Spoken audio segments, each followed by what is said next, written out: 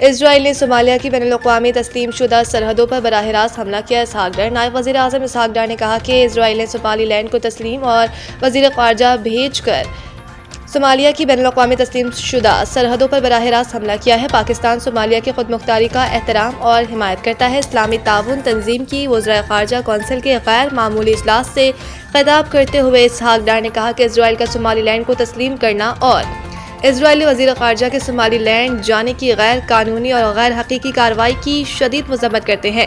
اسحاق ڈار نے کہا کہ اسرائیل کے وزیر خارجہ کے صومالی لینڈ کے دورے کی مذمت کرتے ہیں۔ پاکستان صومالیہ کی خود مختاری، وحدت اور علاقائی سالمیت کی مکمل حمایت کرتا ہے۔ اسرائیلی وزیر خارجہ کا صومالی لینڈ کا دورہ انتہائی تشویشناک ہے۔